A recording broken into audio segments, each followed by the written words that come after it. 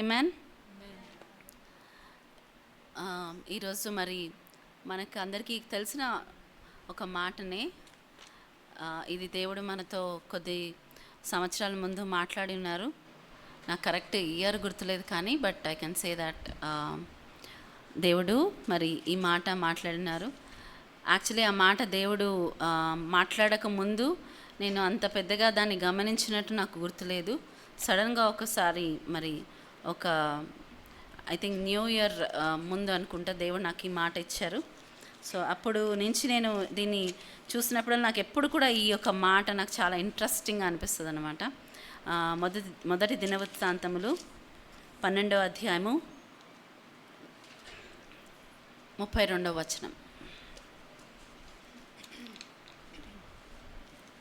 ఇస్సాకారీయులలో సమయోచిత జ్ఞానము కలిగి ఇశ్రాయేలీయులు చేయతగినదేదో దాని నెరిగియున్న అధిపతులు 200. వీరి గోత్రపు వారందరూ వీరి యాజ్ఞకు బద్దులయుండిరి. హల్లెలూయా. ఇక్కడ మనం చూస్తే ఏంటంట, ఇస్సాకారీయులలో సమయోచిత జ్ఞానము కలిగి సమయోచితము అయిన జ్ఞానము కలిగి ఇశ్రాయేలీయులు చేయదగినదేదో దాని నెరిగియున్న అధిపతులు దాని నెరిగి ఉన్న అధిపతులు 200. ఇంగ్లీష్లో ఏముంటుందంటే, వాళ్ళు ఏం చేసేవాళ్ళు అంటే, వాళ్ళు ఇజ్రాయెల్కి ఒక డైరెక్షన్ చూపించేవాళ్ళు. ఎట్లా మన ఇంగ్లీష్లో చదవం, of Issachar men who had understanding of the times to know what Israel ought to do, 200 chiefs and all their kinsmen under their command.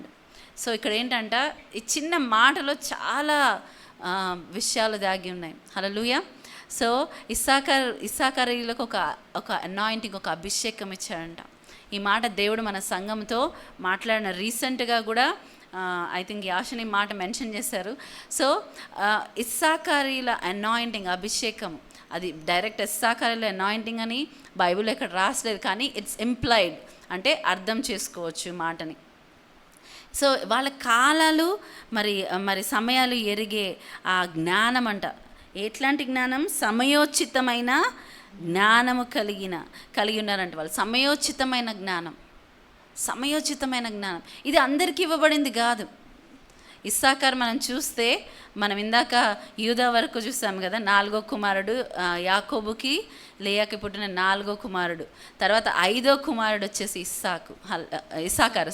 5వ కుమారుడు వచ్చేసి ఇస్సాకార్. సో మనం చూస్తే నేను అది చూసి నిజంగా నేను ఇదే అనమాట, చూడండి, ఒక సీక్వెన్స్గా పరిశుద్ధాత్మ దేవుడు మాట్లాడుతుంటే దానికి ఒక కనెక్షన్ ఉంటుంది. సో యాకోబుకి మరి జన్మించిన సంతానంలో ఈయన 5వ వాడు. హల్లెలూయా. సో ఆయన గురించి ప్రవచనాలు కూడా ఆయన మనం చూస్తే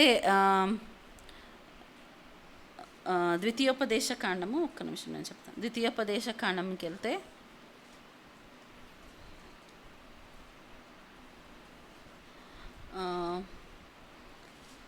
33 అనుకుంటా. జస్ట్ మినిట్, గుర్తులేదు, ఒక్క నిమిషం.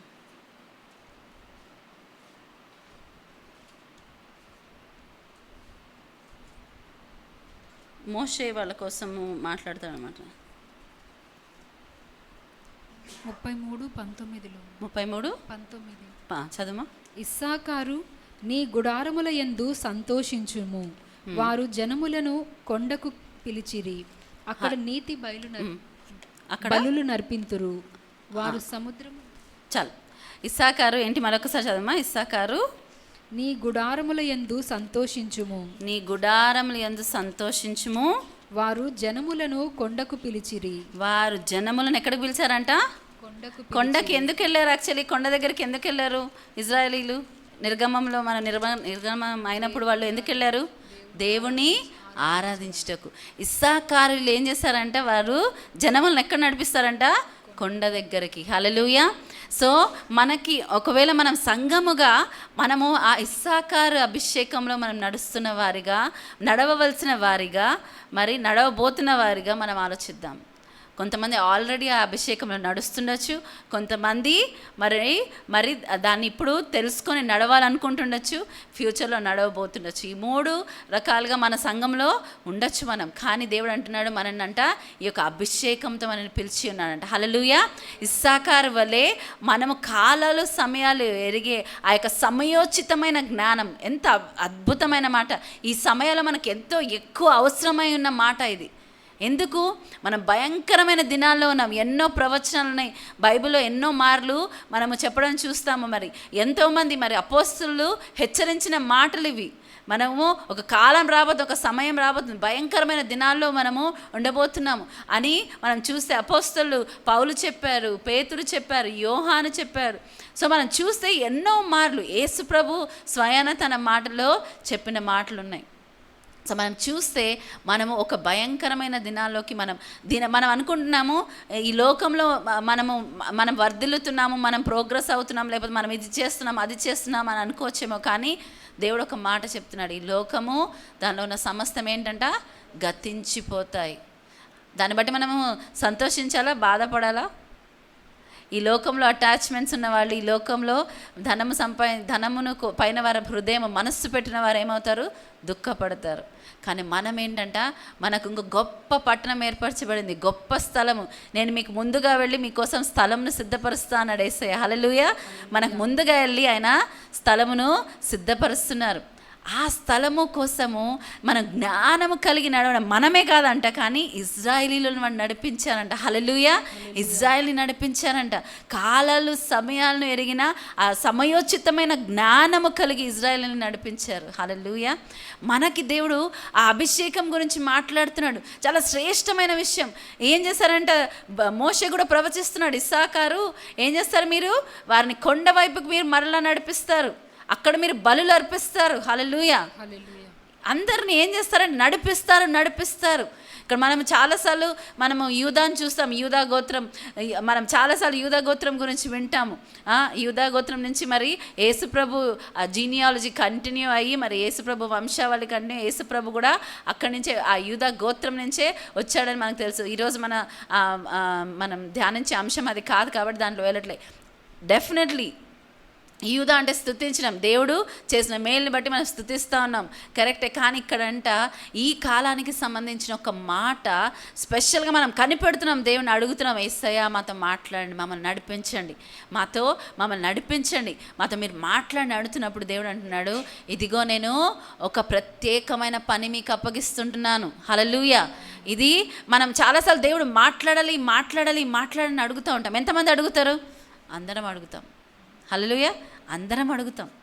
నాకు తెలుసు మన సంఘం ఎస్పెషల్లీ దేవుని చిత్తం చేయాలని చాలా ఆశ కలిగి ఉంటాం మనం. దాన్ని బట్టి నేను చాలా సంతోషిస్తాను మన సంఘాన్ని బట్టి. చాలా మన దేవుని చిత్తాన్ని ఎరగాలి చేయాలని. అయితే ఎరగడం ఒక ఎత్తు అయితే విధేయత చూపించడం ఇంకొక ఎత్తు. హల్లెలూయా. ఎరగడం ఒక ఎత్తు అయితే విధేయత చూపించడం ఇంకో ఎత్తు. దేవుడి మాట యేసుప్రభు ఆరోహణమై వెళ్ళిపోతున్నప్పుడు ఆయన చెప్పిన మాట అండి, మీరు వెళ్ళి నా ఆత్మ కోసం ఎదురు చూడండి అని చెప్పారు. ఎంతమంది చూసారంటే అది మనం క్యాల్కులేషన్ ప్రకారము 500 మంది అనుకుందాం. 500 మంది చూస్తే ఎంతమంది కనిపించారంటే అక్కడ ఎదురు చూసే వాళ్ళలో 120 మంది మాత్రమే. 120 మంది మాత్రమే. మిగతా 380 మంది ఎక్కడికి వెళ్ళారు? శేషించిన జనాంగము 120 పీపుల్. గిద్యోనుతో దేవుడు అన్నారు, ఎంతమంది గిద్యోను పిలుపునిచ్చాడు యుద్ధం కోసం ఇచ్చినప్పుడు ఎంతమంది వచ్చారు? 33,000 మంది వచ్చారంట. కానీ దేవుడు ఏమన్నాడు, ఇంతమంది నాకు అవసరం లేదు. కొన్ని టెస్ట్స్ పెట్టాడంట దేవుడు. యేసు ప్రభు పరీక్షిస్తారు కొన్నిసార్లు. ఆయన గాలి తుఫాన్ వచ్చినప్పుడు ఎక్కడికి వెళ్ళి పడుకున్నారంట? అమర దగ్గర వెళ్ళి పడుకున్నారంట. తుఫాన్ వచ్చిందంట, గాలి వచ్చిందంట. ఇక్కడ శిష్యులు చాలా అలజడి చెందుతున్నారు. అయ్యో మేము నశించున్నాము, నీకు చింత లేదా అని అడుగుతున్నారు. Testing times.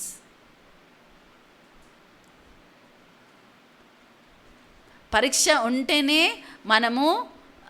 మనం నిజముగా మరి మనం ఏమంటారు, అది పాస్ అవుతున్నామా లేదా, ఆ సంతోషం, పరీక్షను ఎదుర్కొని దాన్ని మనం జయిస్తే ఆ వచ్చే సంతోషం చాలా గొప్పది.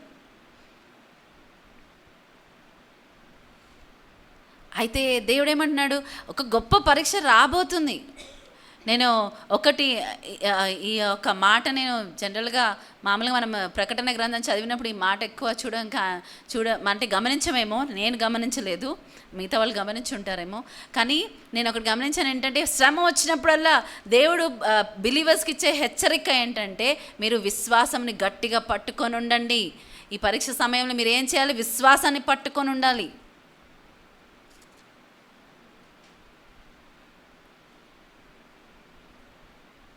పరీక్ష లేకుండా ఏది కాదు. ఒక శేషించిన జనాంగాన్ని యేసుప్రభు మరి ఆయన కోసము మరి సిద్ధపరచుకుంటున్నారు. ఆయన వధువు కావడానికి సిద్ధపరచుకుంటున్నారు. స్పెషల్లీ నేనైతే చాలా గొప్ప ప్రివిలేజ్గా నేను భావిస్తాను. ఈ సమయంలో మరి ఈ యొక్క అభిషేకం చాలా అవసరం. సమయాలను వెరిగే సమయోచితమైన జ్ఞానం.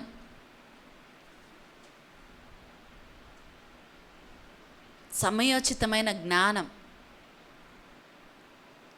ఎంతమంది ప్రార్థన చేస్తారు, దేవా నేను ఏం మాట్లాడాలో నాకు చెప్పండి, నేను ఎలా ప్రవర్తించాలో నాకు నేర్పించండి. మనందరికీ సామర్థ్యత ఉండొచ్చు, నేను అనట్లేదు ఎవరికి మాట్లాడే సామర్థ్యత లేదని. కానీ దేవునికి అనుకూలమైన మాటలు మాట్లాడడం, దేవునికి అనుకూలమైన ప్రవర్తన, దేవునికి అనుకూలమైన విధానాలు చాలా ఇంపార్టెంట్ కదా మనకి.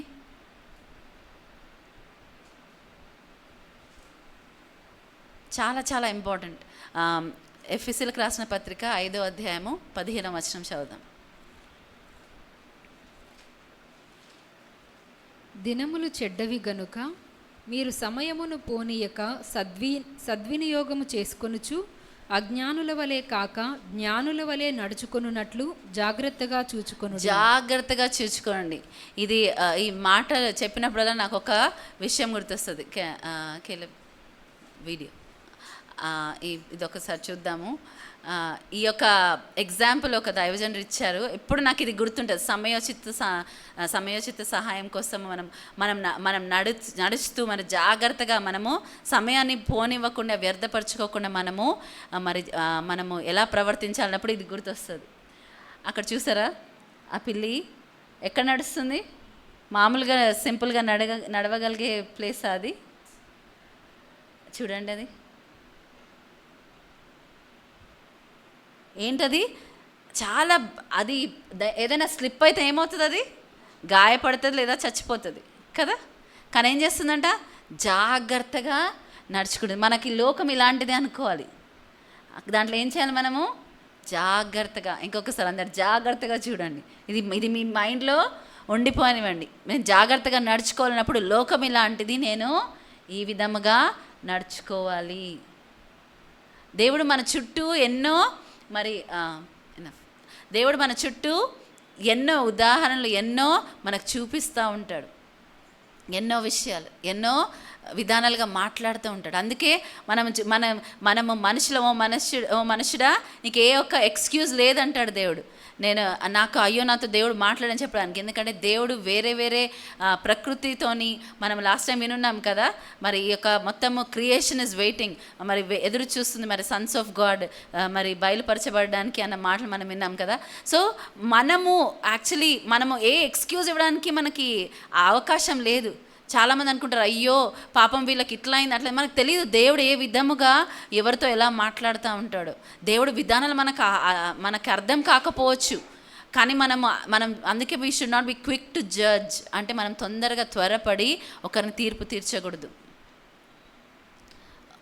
ఒక తోట ఏమంటారు, యజమాని ఆయన వాళ్ళ సర్వెంట్స్ ఏం చేశారంట, ఒక పొలంలో విత్తనాలు నాటినప్పుడు మరి పడుకున్నప్పుడు ఏమైందంటే, రాత్రికాల సమయంలో దుష్టుడు వచ్చి ఏం చేశాడంట, గురుగులను విత్తాడంట.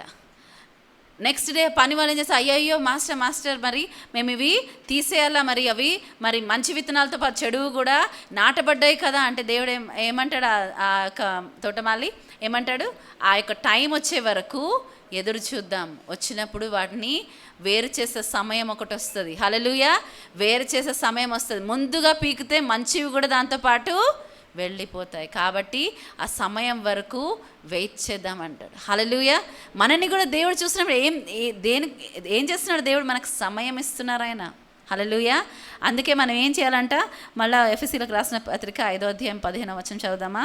దినములు చెడ్డవి గనుక మీరు సమయమును పోనీయక సద్వినియోగము చేసుకొనుచు అజ్ఞానుల వలె కాక జ్ఞానుల వలె నడుచుకొనున్నట్లు జాగ్రత్తగా చూచుకొనుడి. ఇక్కడ ఎందుకు దేవుడు జ్ఞానం అని మాట్లాడుతున్నాడు, అజ్ఞానుల వలె కాక జ్ఞానుల వలె జాగ్రత్తగా నడుచుకోనండి అంటున్నాడు. జాగ్రత్తగా, హల్లెలూయా, జాగ్రత్తగా నడుచుకోవాలంట మనం. అజ్ఞానుల వలె కాక జ్ఞానుల వలె. సమయము పోనీయక, నేను స్కూల్లో పంక్చువాలిటీ గురించి మాట్లాడుతున్నప్పుడు నేను ఒక మాట, టైమ్ ఇస్ మనీ అంటారు. న్యాచురల్గా చెప్పినప్పుడు ఏంటంట, సమయము డబ్బు లాంటిదంట. Time is money. సో మనం డబ్బులు కొంతమంది అయితే చాలా ఇష్టం వచ్చినట్టు ఖర్చు పెట్టేస్తారేమో, కానీ కొంతమంది డబ్బులు వచ్చేసరికి ఎంత జాగ్రత్త ఉంటుందంటే అసలు చెప్పలేము. ప్రతి దానికి ఒక ఏదైనా కొనాలన్నా డబ్బులు ఎక్కువ స్పెండ్ చేయాలంటే ఏం చేస్తారు, చెడ్డదనట్లేదు, మంచి విషయమే అది.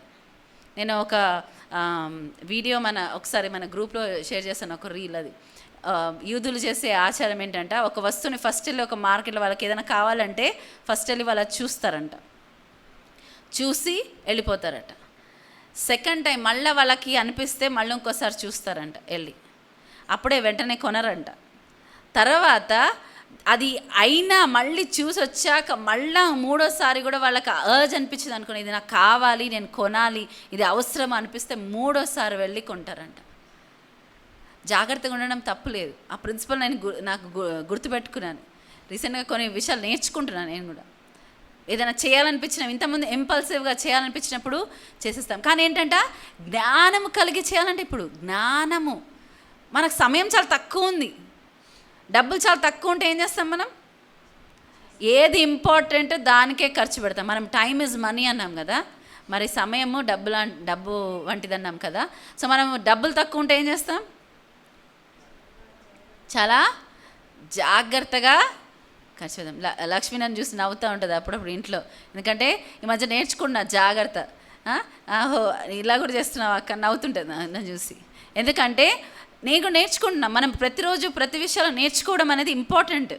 మనం ప్రతిరోజు, మనం లైఫ్ లాంగ్ స్టూడెంట్స్, ప్రతిసారి మనం నేర్చుకోవాలి. ప్రతిరోజు మనం నేర్చుకుంటూనే ఉంటాం. మనము సిద్ధంగా ఉంటే దేవుడు మనకు ప్రతిరోజు ఏదో ఒకటి నేర్పిస్తాడు. హల్లెలూయా, ప్రతిరోజు. ఎప్పుడు కూడా మనము ఇంకా నేను చాలా ఓల్డ్ అయిపోయాను, నాకు ఇంకా నేర్చుకునే సమయం దాటిపోయింది అనేది ఎవ్వరికీ అటువంటి సమయం లేదు. అందరూ కూడా మనం లైఫ్ టైం, మన జీవిత కాలం అంతా స్టూడెంట్సే, మనం నేర్చుకుంటూనే ఉండాలి. సో మనం కాలాలను, సమయాలను ఎరగాలంట. ఎందుకంటే సమయము తక్కువగా ఉంది. అందుకే దేవుడు ఏం చెప్తున్నాడు, సమయము పోనీయక, సమయము పోనివ్వక. మనకి డబ్బులు తక్కువ ఉంటే ఎంత జాగ్రత్తగా డబ్బులు ప్రాముఖ్యమైన వాటికి మాత్రమే ఖర్చు పెడతాం, అవసరమైన వాటికి మాత్రమే ఖర్చు పెడతాం. అనవసరం అనిపిస్తే జాగ్రత్త ఆలోచిస్తాం. ఇప్పుడు యూదులు మరి వారి పద్ధతుల ప్రకారం ఎలా అయితే చేస్తారో ఆలోచించి ఖర్చు పెడతారో, ఒక్కసారి కాదు, రెండోసారి కాదు, మూడోసారి వారికి మళ్ళీ అనిపిస్తే అప్పుడు కొంటారో, అలా మనం ఏం చేస్తాం, మనం ఆలోచించుకుంటాం అన్నమాట.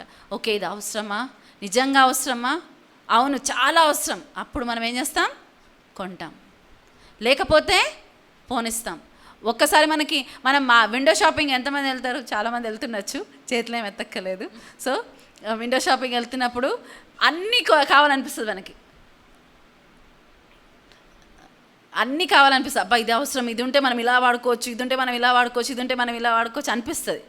అప్పుడు ఏం చేయాలి, కొంచెము మనము ఆగాలి. ఆగేం చేస్తాం, తర్వాత రిటర్న్ వచ్చేయాలి. వచ్చి మరలా మనకి తర్వాత కొన్ని రోజుల తర్వాత కదా అవసరం అని గుర్తొచ్చింది అనుకోండి, మళ్ళీ ఇంకోసారి వెళ్ళి చూడాలి, ఈ ప్రోడక్ట్ ఇది కొనడం, ఇది ఇచ్చేయడం అవసరమా. తర్వాత మూడోసారి అప్పుడు వెళ్ళి ఏదో డిసైడ్ చేసుకొని మనం అప్పుడు కొనుక్కోవాలి. ఇంత విషయాలని మనం ఇంత జాగ్రత్తగా ఉండాలని నాకు తెలిసి ఇవాళ రేపు మరి ఎస్పెషల్లీ యంగ్స్టర్స్ లేకపోతే పెద్దవాళ్ళు కూడా ఏది ఆలోచించకుండా ఒకసారి కనిపించగానే చూసేసి కొనేరు. ఆలోచించి ఏది బెస్ట్, ఏది చేస్తే బాగుంటుంది, ఏది కొంటే నాకు ఉపయోగకరంగా ఉంటుంది ఆలోచించి చేస్తారు. మరి మన వస్తువుల విషయమే లేకపోతే మనము ఏమంటారు, మనం ఇందాకే చదివాం కదా, లోకము దానిలో ఉన్నవన్నీ ఏమవుతున్నాయంట, గతించిపోయే వాటి విషయమే మనము, అనిత్యమైన వాటి విషయమే మనం అంత జాగ్రత్తగా ఉంటే నిత్యమైన వాటి విషయంలో ఎంత జాగ్రత్తగా ఉండాలి. ఇది అంటే మన టెస్టింగ్ టైం. ఈ భూమి పైన మనం ఉన్న రోజులేంటి, పరీక్ష అన్నమాట. ఇక్కడ మనం ఏం చేస్తామో, మనం ఎలా దీన్ని రాస్తామో, మన ఫ్యూచర్ దీనిపైన, అంటే మన నిత్యత్వం దీనిపైన డిపెండ్ అయి ఉంటుంది. మనం ఇంత లిమిటెడ్ టైంలో చేసేది మన ఇటర్నిటీకి ఎఫెక్ట్ అవుతుంది, అంటే మన నిత్యత్వానికి. ఇది ఒక టైం లిమిట్ ఉంది. ప్రతి మనుషుడు పుడతాడు, చనిపోతాడు, ఒక టైం ఉంది. కానీ మనము నిత్యత్వం అంటే ఒక టైమ్లెస్ జోన్లోకి మనం వెళ్తాం. ఆ టైమ్లెస్ జోన్లో వెళ్ళడానికి ఇప్పుడు ఈ సమయంను మనం ఏం చేయాలంట, పోనివ్వక సద్వినియోగం చేసుకోవాలంట. జ్ఞానము కలిగి జాగ్రత్తగా ప్రవర్తించాలంట. మనం ప్రవర్తించడమే కాక ఇతరులకు కూడా నేర్పించే జ్ఞానం అంట, ఆ అభిషేకం అంట దేవుడు మనకిస్తున్నాడు. హల్లెలూయా. ఆ జ్ఞానముతో మనం ఉండడము, మనం ఏం చేయాలి, మనం పొందుకోవాలంటే సాధకం చేయాలంట. ఇప్పుడు మనము ఒక పిల్లి ఆ వాల్ మీద నడవడం చూసాం కదా, ఆ చిన్న బేబీగా ఉన్నప్పుడు ఫస్ట్ ఎక్కి ఆ వాల్ నడవకుండొచ్చు, అది చాలా తెలివిగలదు, అలా చేయదు. ఏం చేస్తుండొచ్చు, చిన్నవి ఫస్ట్ ప్రయత్నించుంటుంది. ఓకే, ఇది నేను చేయగలను, నెక్స్ట్ మెట్టు, నెక్స్ట్. ఇప్పుడు అది ఎంత కాన్ఫిడెంట్గా నడిచిందంటే అబ్బా అనిపించవచ్చు మనకి. సో ఏం చేస్తుంది అది, దాని ఒక ట్రైనింగ్ మెకానిజం ఒకటి చేసుకుంది. ఎవరు చెప్పక్కర్లే. మనం జంతువులను చూస్తే ఎలా ట్రైన్ అవ్వాలి, ఎలా ఇది చేయాలో వాటికి అవి నేర్చుకుంటాయి, స్వతహాగా కొన్ని ఉంటాయి. అందుకే మనం చిన్నగా ఉండి ఇప్పుడు మనం చిన్నపిల్లల చేష్టలు విడిచిపెట్టి ఏమవ్వాలి, మనము మెచ్యూర్డ్ పీపుల్గా, పాలు తాగే వారిగానే ఉంటే ఏంటంట, మీరు ఇంకా పిల్లలుగానే ఉన్నారంటాడు హెబ్రీయులకు రాసిన పత్రికలో 5వ అధ్యాయంలో. పాలు తాగేవారంటే ఇంకా మీరు చిన్న పిల్లలు. నేను చాలా విషయాలు మీకు చెప్పాలనుకున్నా కానీ చెప్పలేకపోతున్నాను, ఎందుకంటే మీకు డైజెషన్ ప్రాబ్లం, డైజెస్ట్ చేసుకోలేరు మీరు.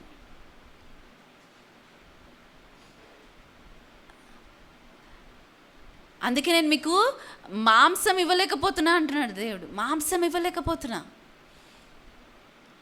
మంచి చెడులు ఎరిగి మరి వారి జ్ఞానేంద్రియాలను సాధకం చేసుకునే వారి కోసం దేవుడు చూస్తున్నాడు. వారికే మర్మాలు దాగి ఉన్నాయి. హల్లెలూయా. వారి కోసమే మర్మాలు ఉన్నాయి. మన చర్చ్లో అందరం ఒకటే స్పిరిచువల్ మెచ్యూరిటీలో లేకపోవచ్చు, కానీ ఒకటే స్పిరిచువల్ మెచ్యూరిటీకి, ఆ మెచ్యూరిటీకి ఎదగలేమా? అందరికీ ఎదిగే కెపాసిటీ ఉంది. హల్లెలూయా. ఎవరు కూడా నాకు ఆ సామర్థ్యత లేదు అని చెప్పలేరు. కానీ ఆ సామర్థ్యత ఎలా అన్లాక్ అవుతుంది, ఎలా ఓపెన్ అవుతుంది అంటే ఎప్పుడైతే మనము సాధకం చేస్తామో, అంటే ఎప్పుడైతే మనం దాన్ని సానపడతాం, అంటే ఒక దానికి ఇది చేయడానికి మరలా ఒకసారి ఫెయిల్ అయితే అబ్బాయి ఇది నాకు కాదు అని వదిలేస్తారు చాలామంది. ఇది నాకు కాదులే, లేకపోతే ఇది నా కోసం అయితే ఒక్కసారి ట్రై చేయగానే వచ్చేస్తుంది అని. లేదు, అలా ఉండదు.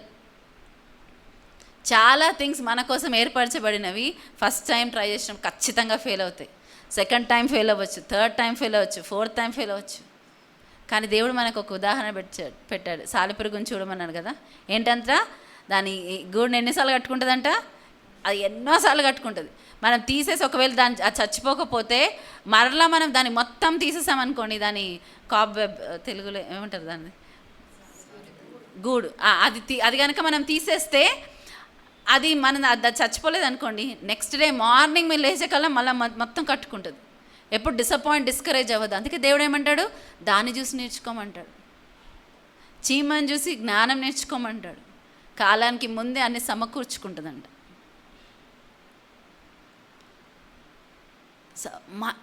అవి మరి చూస్తే అవి సమయాలు కాలాలు ఎరిగిన వాటిగా అవి ఉంటుంటే మనం ఇంకా ఎంత మనం అన్నిటికన్నా శ్రేష్ఠులం అంటాడు కదా, వాటికన్నా శ్రేష్ఠులు. మరి సృష్టి, వేరే సృష్టి అంతట్లో మనం చూస్తే మాట చెప్పున సృష్టింపబడ్డాయి. ఏదైనా పక్షిని దేవుడు చేతులతో తయారు చేసినట్టు చూసామా మనం ఎక్కడైనా? ఎలా సృష్టింపబడ్డాయి అవి? గాల్లో ఎగరడానికి వాటికి ఎలా సామర్థ్యత వచ్చింది? మాట. ఒట్టి మనిషిని తప్ప దేవుడు అన్నీ కూడా మాటతో సృష్టించాడు. హల్లెలూయా.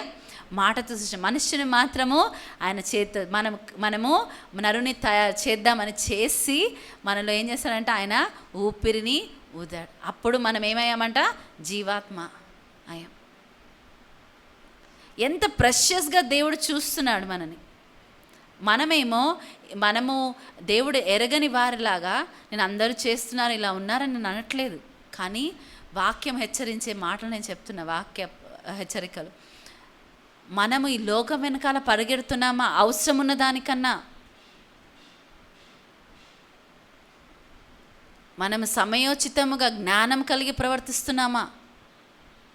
దేని విషయంలో మనం జ్ఞానం కలిగి ఉండాలి? సమయము పోనివ్వక. ఎందుకంటే చాలా తక్కువ ఉందంట, సమయం చాలా తక్కువ ఉంది. మనం పోనివ్వక ఏం చేయాలంట? జ్ఞానము కలిగి. ఈ జ్ఞానం ఎలా వస్తుంది జ్ఞానం? మరి యేసుప్రభుని ఎరగడమే జ్ఞానం. ఎలా ఎరుగుతాం మనం యేసుప్రభుని?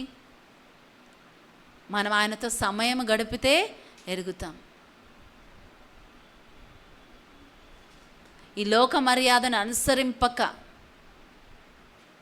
ఈ లోకం ఎటువైపు పరిగెత్తుతుందో మనం కూడా అటువైపు పరిగెత్తుతుంటే, సపోజ్ ఏదైనా డేంజర్ అలారం వచ్చింది అనుకోండి, ఇక్కడ ఒక డేంజర్ ఉంది, సపోజ్ మనం ఒక చోట ఉన్నాం, ఇక్కడ బాంబు ఉంది అని అంటే ఏం చేస్తారు? అందరూ ఒక డైరెక్షన్లో పరిగెత్తుంటే ఆలోచించకుండా మిగతా వాళ్ళు ఏం చేస్తారు? అదే డైరెక్షన్లో పరిగెత్తారా లేదా కదా? ఎప్పుడైనా ఎవరైనా ఆలోచించారా ఒక్క నిమిషం? స్టాంపీడ్స్ ఎందుకు అవుతాయి? ఎక్కడైనా తొక్కిసలాట ఎందుకు అవుతుంది అంటే, అక్కడ నాలుగు డోర్లు ఉన్నా ఒక డోర్ నుంచి అందరూ వెళ్ళాలని ప్రయత్నిస్తారు. ఏమవుతుంది? తొక్కిసలాట అయ్యి ఇది అవుతుంది. సో నారోగా అనిపిస్తుంది ఆ రోడ్డు, చాలా పెద్దగా విశాలంగా అనిపిస్తుంది, ఇక్కడి నుంచి వెళ్తేనే సేఫ్టీ ఉంటుంది అనిపిస్తుంది. కానీ జ్ఞానం కలిగిన వారు, దేవుని వైపు ఎదురు చూసేవారు, దేవుడు మన కోసం ఒక ద్వారం తెరుస్తాడు, దేవుడు మన కోసం ఏర్పరచున్నాడు, దేవుడు మన కోసం అని సిద్ధపరచున్నాడు. మనం ఏం చేయాలి? దేవా నేను ఏం చేయాలి సమయంలో? మనమంటే ఈ లోక మర్యాదను అనుసరించక, లోకం ఎటువైపు వెళ్తుందో మనం అటు వెళ్ళకంట, మనము సమయోచితమైన జ్ఞానం కలిగిన వారై మనం ప్రవర్తించాలి.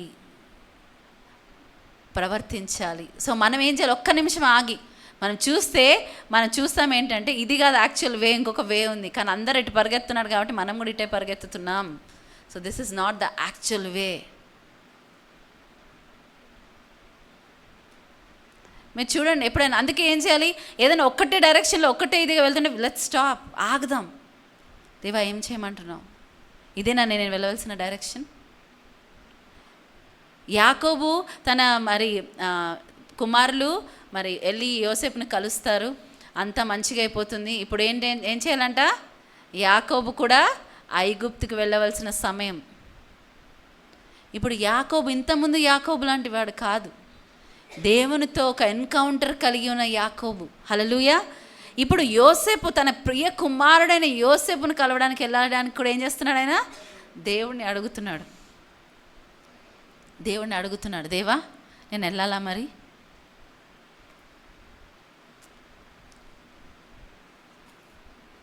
అది సైన్ ఆఫ్ మెచ్యూరిటీ.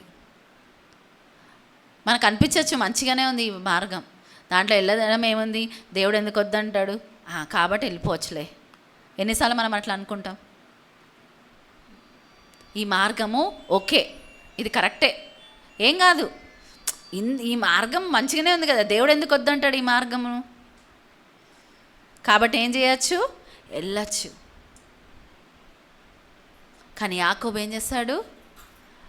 దేవుని సన్నిధిలో కనిపెట్టాడు, అడిగాడు, వెళ్ళాలా? వెళ్ళు అంటాడు దేవుడు.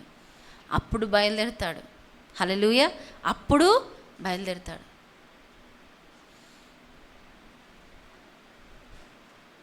దావీదు రాజుగా చాలా యుద్ధశూరుడు. ఆయన మైటీ మ్యాన్, ఆయన బలశూరులు మనకు తెలుసు కదా, ఎంతమంది ఉన్నారు? 31 అనుకుంటా, 30 సో వాళ్ళు ఏంటంట, వాళ్ళు ఈవెన్ ఒక వెంట్రుకను కూడా హాఫ్ దాన్ని ఇచ్చేయగలిగినంత సామర్థ్యత కలవారు. కానీ ఎప్పుడు కూడా యుద్ధాలు జరిగే ముందు దావీదు ఏం చేస్తాడు? దేవుని యందు విచారణ చేస్తాడని ఉంటుంది. హల్లెలూయా. దేవుని యందు విచారణ చేశాడంట. ఆయన సామర్థ్యత శక్తి మీద ఆధారపడలేదు. ఒక్కసారంట సాతాను ప్రేరేపించినందుకు ఆయన ఏం చేశాడంట, ఆయన యొక్క సెన్సస్ తీసుకున్నాడంట.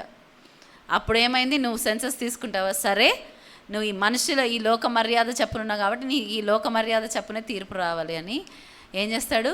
ఉజ్జా యొక్క దాన్ని బట్టి దేవుడు జ్ఞాపకం చేసుకుని ఆయన కోపము రేగుతుంది అనమాట. అప్పటి వరకు దేవుడు ఏం చేస్తాడు? ఇగ్నోర్ చేసేస్తాడు. కానీ దావీదు ఏం చేస్తాడంట? సాతాను ప్రేరేప 2వ దినవృత్తాంతంలో అనుకుంటా 20 ఉంటుంది, చదువుమా 1:1. మొదటి దినవృత్తాంతంలో, మొదటి దినవృత్తాంతంలో 20.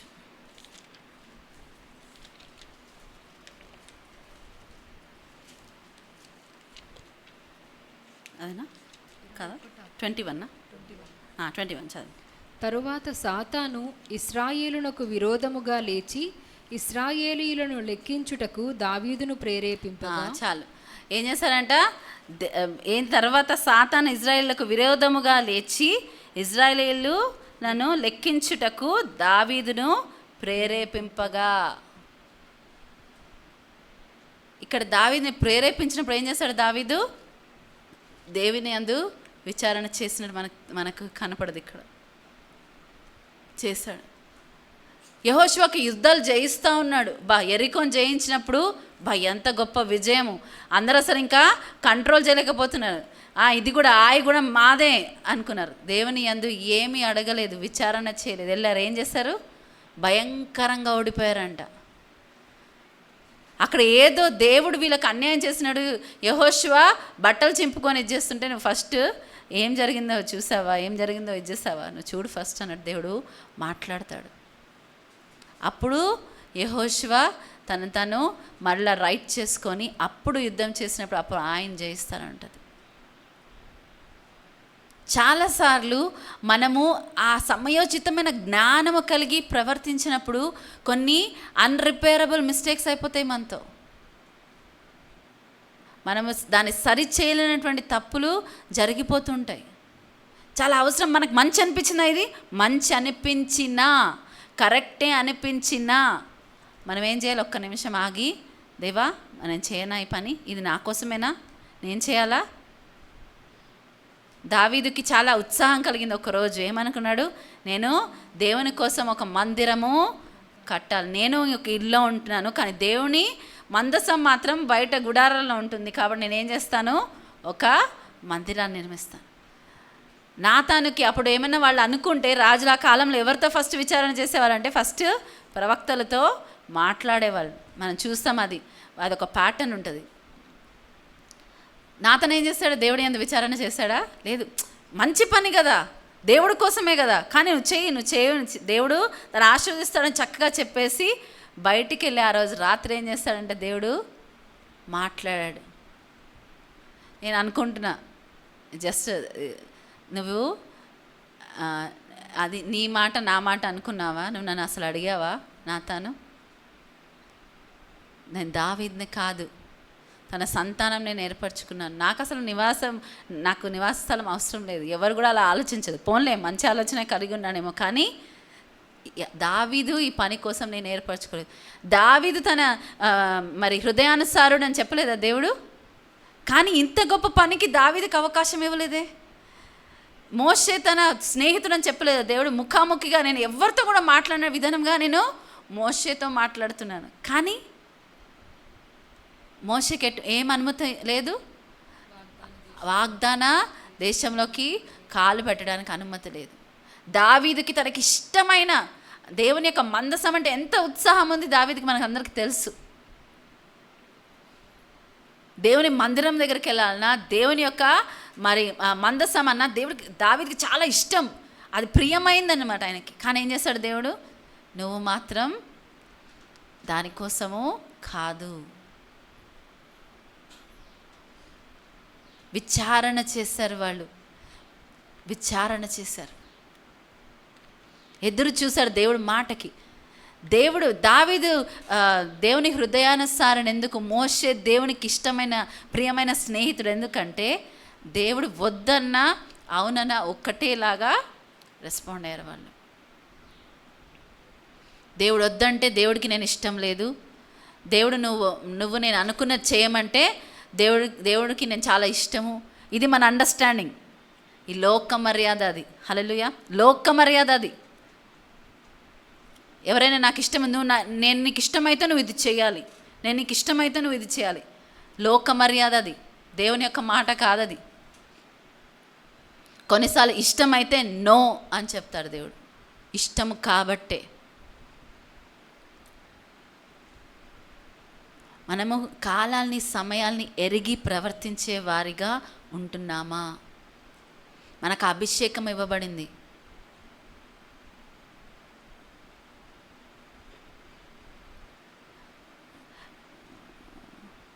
నాలెడ్జ్ ఏమంటారంటే చార్ల్స్ పర్జన్ గారి మాట అంటారు, నేను కరెక్ట్గా చెప్తున్నా లేదో నాకు గుర్తున్నంత మటుకు చెప్తాను. నాలెడ్జ్ కలిగి ఉండడం ఒక ఎత్తు అయితే ఆ నాలెడ్జ్ని ఎలా వాడాలో అన్నది సహాయపడేది జ్ఞానం అంట, wisdom. Wisdom enables us to use the knowledge. Wisdom ఏం చేస్తుందంటే, జ్ఞానం ఏం చేస్తుందంట, తెలుగులో రెండు కొంచెం కన్ఫ్యూజింగ్ ఉంటాయి. విజ్డమ్ వివేచన అనుకుందాం మనము, నాలెడ్జ్ అంటే జ్ఞానం అనుకుందాం. అది ఏంటంటే అది వాడడానికి మనకి వివేచన అవసరం. నా దగ్గర 1,00,000 రూపాయలు ఉన్నాయి, నాకు జ్ఞానం లేకపోతే నేనేం చేస్తాను? నా దగ్గర సామర్థ్యత ఉంది కానీ నేను ఏం చేస్తాను? ఇష్టం వచ్చినట్టు అసలమైన మర్చిపోయి అనవసరమైన వాటికి వాడేస్తాను. తర్వాత ఏమవుతుంది? ఆ ప్రాబ్లం నాకు తీరుతుందా? తీరదు, ఎప్పటికీ తీరదు. ఎందుకంటే నాకు జ్ఞానం లేదు, ఎలా వాడాలో తెలియట్లేదు. సో మనకి నాలెడ్జ్ ఉంది, వాక్యాలు చాలా తెలుసుండొచ్చు, నాలెడ్జ్ ఉండొచ్చు, కానీ విజ్డమ్ ఉందా మనకి? ఎలా వాడుకోవాలో విజ్డమ్ ఉందా మనకి? ఎంత అద్భుతమైన మాట!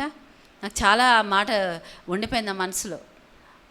జ్ఞానం కలిగి ఉండడం అంటే మనకి నాలెడ్జ్ కలిగి ఉండడం పెద్ద విషయం కాదు. నాలెడ్జ్ ఇప్పుడు చూస్తే మనకన్నా ఏమంటారు, హేమాహేమీలు ఉంటారు బయట, చాలా గొప్ప గొప్ప జ్ఞానం కలిగిన వాళ్ళు. కానీ మనం చూస్తే దానియేలు కాలంలో ఏమైందంట, రాజుకు ఒక కళ వచ్చింది. ఫార్చునేట్లీ అన్ఫార్చునేట్లీ అక్కడున్న జ్ఞానులందరికీ ఏమొచ్చింది? శ్రమ వచ్చింది. దానివల్ల ఎందుకు వచ్చింది? దేవుడు తన ప్రజలను నిలబెట్టి తను దేవుడని నిరూపించుకోవడానికి చేస్తాడు కొన్ని విషయాలు. దానికోసం ఇంటర్ప్రిటేషన్, ఆ కళ చెప్పాలంట, కళకు అర్థం చెప్పాలంట. అక్కడున్న జ్ఞానులందరూ ఏమయ్యారు? అక్కడున్న వైజ్ పీపుల్, విజర్డ్స్ ఏమైపోయారంట, అట్లెట్లా సాధ్యము? నువ్వు మా కళ చెప్పు, మేము అర్థం చెప్తాం, కానీ కళ మేమే చెప్పాలి, అర్థం మేమే చెప్పాలంటే ఎట్లా? రాజుకి ఏమొచ్చిందంటే, నెబుకద్నెజర్కి కోపం వచ్చి, జ్ఞానం అసలు వీళ్ళు వేస్ట్ జ్ఞానులు, వీళ్ళందరూ ఏం చేసాయి? చంపే అన్నాడు. ఆ లిస్టులో ఎవరున్నారు? దానియేలు, షద్రక్, మేషక్, అబేద్నెగో, వీళ్ళు కూడా ఉన్నారు. ఎందుకంటే దానియేలు వెళ్ళి వాళ్ళ ఫ్రెండ్స్తో డిస్కస్ చేసి ప్రార్థన చేస్తాడంట. దేవా, ఒక్కరోజు సమయం అడుగుతాడు, సమయం ఇమ్మని అడుగుతాడు ఎవరైతే చంపడానికి వస్తారో. దానియేలు చూస్తే, దానియేలు ఎక్కడెళ్ళి ఏదడిగినా ఆయనకి ఏమిస్తాడు? దేవుడు కృపనిస్తాడు. ఎందుకు? దానియేలుకున్న లక్షణం ఏంటి? దేవుని యందు విచారణ చేయడం, దేవుని ఫస్ట్ ప్రార్థన చేయడం, దేవుని వెతకడం. మనం ఆ సమయోచితమైన జ్ఞానం కలిగి ఉండాలా? మనం ఫస్ట్ దేవుని వెతకాలి, దేవుని వాక్యమును మనం చదవాలి. దాంట్లో ఏముంది? నిధి అంటే అది దాగి ఉంది. ఏమన్నా నిధులు మనకు అవసరమైన, ఈ జీవితానికి అవసరమైనవన్నీ కూడా దాంట్లో దాగి ఉన్నాయి. సో దేవుని ఏం చేశాడు తను? దానియేలు ప్రార్థన చేసినప్పుడు దేవుడు ఏమిచ్చాడు తనకి? కళ, దాని అర్థం 2 ఇచ్చాడు. హల్లెలూయా. వాళ్ళు జ్ఞానులని పిలువబడ్డారు, కానీ దానియేలు ఏం చేశాడు? దేవుడు ఆయనని నిలబెట్టాడు. సో ఈరోజు మనకి ఎంత బైబిల్ లోగోస్ మనం కలిగి ఉన్న రిటర్న్ వర్డ్ చదువుతారు కొంతమంది, అట్లా ఉట్టిగా దాని మీనింగ్ తెలియకుండా ఉట్టిగా చెప్పే వాళ్ళని ఏమంటాడు తెలుసా దేవుడు? ఫరిసేయులు అంటాడు. ఎందుకు? వాళ్ళు చదువుతారు కానీ దాంట్లో హార్ట్ అండ్ సోల్ తెలియదు, దాంట్లో ఏమి ఇది లేదు. చెప్తారు కానీ వాళ్ళు ఏది ఇచ్చారు, వాళ్ళు మాత్రం పాటించారు, కానీ ఇతరుల పైన ఏం చేస్తారంట? ఆ యొక్క ఆజ్ఞల భారం వాళ్ళ పైన పెట్టి వాళ్ళు నడిపిస్తారు. వాళ్ళు మాత్రం పాటించరు. వాళ్ళు మాత్రం ఈజీ థింగ్స్ చూసుకుంటారు. ఉట్టి జ్ఞానం మాత్రమే మనం కలిగి ఉంటే జాగ్రత్త, మనం ఫరిసయ్యలాగా ప్రవర్తిస్తామేమో. జాగ్రత్త. జ్ఞానం ఒక్కటి సరిపోదు. ఆ యొక్క మనము ఏమిటంటే దేవుడిచ్చే ఆ విజ్డమ్ మనకు కావాలి. హల్లెలూయా. ఆ విజ్డమ్, కాలాలను, సమయాలను, ఏ సమయంలో ఎలా మాట్లాడాలి, ఏ సమయంలో ఏమి చేయాలి, ఎలా ప్రవర్తించాలి, ఈ జ్ఞానము ఉంది. వాళ్ళు ఏం చేస్తారు, అటువంటి వాళ్ళు ఏం చేస్తారంట, ఇస్సాకర్కి ఉన్న అభిషేకం ఎటువంటిదంటే వాళ్ళు ఆ యొక్క కొండ దగ్గరికి వారిని, ఇశ్రాయేలు ప్రజలను నడిపిస్తారంట. హల్లెలూయా. మనము గనుక నిజముగా జ్ఞానము కలిగి ప్రవర్తించడం అని నేర్చుకుంటే మనం ఎక్కడికి నడిపిస్తాం ప్రజలని? దేవుని ఆరాధించడం కోసం. అక్కడ వెళ్ళి మీరు బలులు అర్పిస్తారు అన్నారు. హల్లెలూయా. బలులు అర్పించే వారిగా పీపుల్ని ఎక్కడికి, ప్రజల్ని ఎటువైపు నడిపిస్తున్నారు? కొండ వైపుకి. అంటే ఆ సియోను దగ్గరికి మనం అనుకుందాం, దేవుని యొక్క పర్వతము దగ్గరికి మనల్ని నడిపించగలగాలి. మనము నడిపించగలగాలి ఇతరుని. ఎప్పుడు సాధ్యమవుతుంది అది? హెబ్రీయులకు రాసిన పత్రిక 5వ అధ్యాయము 14వ వచనం చదువుదామా. వయసు వచ్చిన వారు అభ్యాసము చేత మేలు కీడులను వివేచించుటకు సాధకము చేయబడిన జ్ఞానేంద్రియములు కలిగి ఉన్నారు కనుక బలమైన ఆహారము వారికే తగును. హల్లెలూయా. వాళ్ళు ఏం చేస్తున్నారంట, ఒక్క నిమిషం, సాధకము చేయబడిన జ్ఞానేంద్రియములు కలిగిన, సెన్సెస్ కలిగి ఉన్న వాళ్ళంట. హల్లెలూయా. ఇంగ్లీష్లో సింపుల్గా చెప్పాలంటే అటువంటి సెన్సెస్ కలిగి ఉన్నారంట. నేను ఎన్ని సంవత్సరాల నుంచి నేను సంఘానికి వస్తున్నాను తెలుసా? ఎన్ని సంవత్సరాలు అయింది తెలుసా నేను దేవుని వెంబడించడం? నేను చెప్పాను కదా, నేను దేవుడు తెలుసుకోకముందు నాకు ఒక చాలా క్లోజ్ ఫ్రెండ్ ఉండేది. నేను పేరు చెప్పను కానీ చాలా క్లోజ్ ఫ్రెండ్, క్రిస్టియన్. కొన్నిసార్లు చూస్తే ఫస్ట్ నేను సండే స్కూల్ వెళ్ళడానికి హెబ్రోన్ చర్చ్కి నేను దారిలో కనపడితే నన్ను ఆమెనే తీసుకెళ్ళింది సండే స్కూల్. ఫస్ట్ నేను విన్న స్టోరీ నేను ఏంటంటే యోసేపు గురించి నేను చెప్పాను అనుకోండి ఇంతకుముందు కూడా, అయితే మరలా చెప్తున్నాను సందర్భం అది కాబట్టి. యోసేపుని తీసుకెళ్ళి గుంటలో వేయడం వరకే ఆ రోజు అంతవరకే నేను వినగలిగాను. కానీ నాకేమైంది, తర్వాత ఏమైంది అని తెలుసుకోవాలన్నా ఇది చాలా ఎక్కువ అనిపించింది. ఆ స్టోరీ నాకు చాలా. అయితే ఎప్పుడో ఎవరో ఇచ్చిన బైబిల్ ఇంట్లో ఉండే అనమాట. సో ఇంటికి వెళ్ళి మొత్తం బైబిల్ ఎతికాను, ఎక్కడుందో నాకు తెలియదు. ఫస్ట్ పేజెస్ ఓపెన్ చేసి జెనసిస్ 1 నుంచి 50 వరకు చదివా కొన్ని గంటలు. అంత ఇంట్రెస్టింగ్ అనిపించింది నాకు. ఏం జరిగింది యోసేపుకి తర్వాత తెలుసుకోవాలని ఫస్ట్ టైం నేను చదివింది అది. తర్వాత నేను రక్షణ పొందాను. తర్వాత అది లాంగ్ స్టోరీ, కానీ రక్షణ పొందిన తర్వాత మరలా నేను మా ఫ్రెండ్ని కలవడానికి వెళ్ళాను. నేను వాక్యం చదువుతుంటే, అరే వీళ్ళు ఇది చేస్తున్నారు, ఇది తప్పు కదా, ఇది తప్పు కదా, ఇది తప్పు కదా, ఇలా చేయకూడదు కదా, అయ్యో నేను మా ఫ్రెండ్తో మాట్లాడాలి, తను ఎందుకు అలా చేస్తుంది అనుకొని నేను వెళ్ళి లిటరల్గా మా స్కూల్ అయిపోయిన తర్వాత, ఇది నా ఇంటర్ అయిపోయాక మేము కలిసే ప్లేస్ ఏంటంటే మా స్కూల్ బయట ఒక గార్డెన్ ఉంటుంది అనమాట. అదే అక్కడే దగ్గరలో ఉంటారు కాబట్టి అక్కడికి వెళ్ళి తను మరి తన రిలేటివ్ వాళ్ళు వచ్చారు. అక్కడికి వచ్చినప్పుడు నేను అక్కడ వెళ్ళి కూర్చొని ఏం మాట్లాడలేదు. అప్పుడు ఆశ ఏంటంటే ఒకటి దేవుని గురించే మాట్లాడి దేవుని గురించి ఇచ్చేయాలని వెళ్ళి చెప్పి నేనన్నా, అరే మీరు ఇలా మీరు చేస్తున్నారు కదా, కరెక్ట్ కాదు కదా, ఇలా చేయకూడదు కదా అంటే లిటరల్గా వాళ్ళ మొహం మీద నవ్వారు. లిటరల్గా నవ్వేమన్నారు తెలుసా? నువ్వేంటి మాకు చెప్తున్నావు, నీకన్నా బాగా మాకు తెలుసు. నేను ఆశ్చర్యపోయి అలా వాళ్ళ ఫేస్ చూసేసి చాలా డిసప్పాయింట్ అయ్యి తిరిగి వచ్చాను. చాలాసార్లు మనకు అట్లాంటివి ఎదురవుతుండొచ్చు. నాలెడ్జ్ ఉండగానే సరిపోదు, దేవుని మనం అడగాలి. నాలెడ్జ్తో పాటు జ్ఞానము, జ్ఞానంతో పాటు విధేయత అవసరం.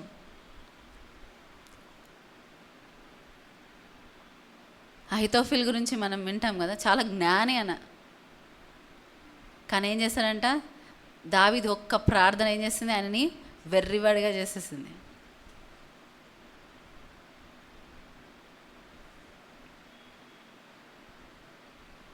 దావీదు జ్ఞానం లేదా? రాజు అవుతాడా? లేకపోతే ఎన్నో యుద్ధ స్ట్రాటజీస్ దావీదు యొక్క మైండ్లో, హార్ట్లో ఉండొచ్చు. ఏం చేయాలి ఈ సమయంలో ఉన్నప్పుడు చెప్పగలిగే ఇది ఉండొచ్చు. ఎలా ప్లాన్ చేయాలో.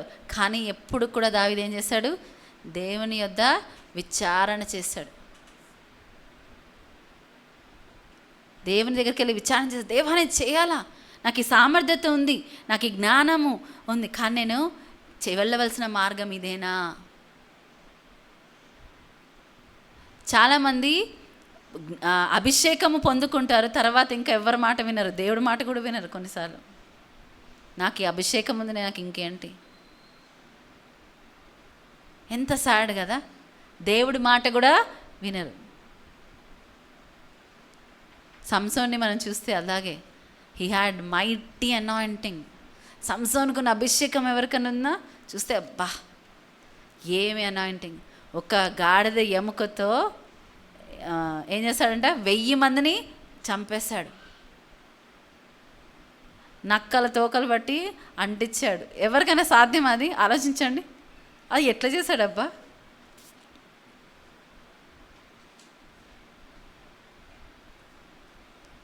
కానీ ఏమైందంట,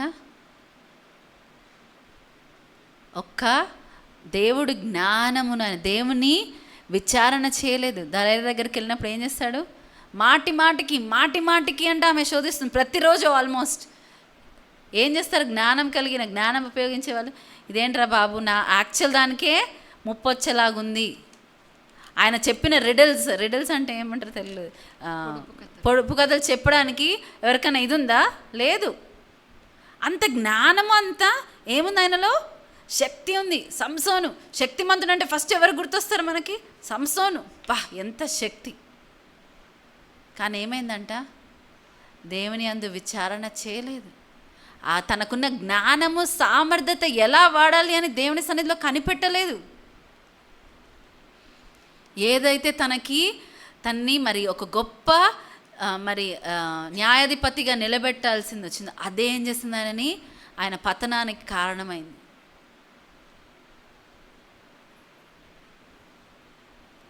మనకు ఆ జ్ఞానము లేకుండా, దేవుని యందు విచారణ చేయకుండా, దేవుని మాటకు విధేయత చూపించకుండా ఉంటే ఎంత గొప్ప వాళ్ళైనా, ఎంత జ్ఞానము కలిగిన వాళ్ళైనా వాళ్ళు పడిపోవడం ఖాయం. మనము చూస్తాం కదా, నోవా చేసిన ఓడలో లాస్ట్ డెక్లో అవే ఉంటాయంటే పక్షులు అవి ఉంటాయి. దాంట్లో ఏంటి, కాకి ఇంకా పావురం ఉంది. ఫస్ట్ కాకినే పంపించానంట మంచిగా. అప్పర్ డెక్ అనాయింటింగ్ స్పిరిచువల్లీ అంటే కరిస్మాటిక్ క్రిస్టియన్స్కి గుర్తు. అంటే వాక్యము ఆత్మతో నింపబడిన వాళ్ళు, ఆత్మ వరాలతో నింపబడిన వాళ్ళకి గుర్తు. అది వెళ్ళి ఏం చేసిందంట, అది మర్చిపోయింది. ఎక్కడి నుంచి వచ్చిందో మర్చిపోయింది, ఏం చేయడానికి వచ్చిందో మర్చిపోయింది. దావీదు పాపంలో పడిపోయినప్పుడు దేవుడు అదే అంటాడు, నువ్వు కావాలని అడిగితే నేను ఇంకా ఇవ్వనా? నువ్వెందుకు ఇలా చేస్తావు? ఎందుకు ఇలా చేస్తావు? దావీ దగ్గర ఆన్సర్ ఉందా? లేదు. నువ్వు ఇంకొకరి భార్యను ఎందుకు ఆశించావు? నువ్వు కావాలంటే నేను ఇంకా ఇచ్చేవాడిని.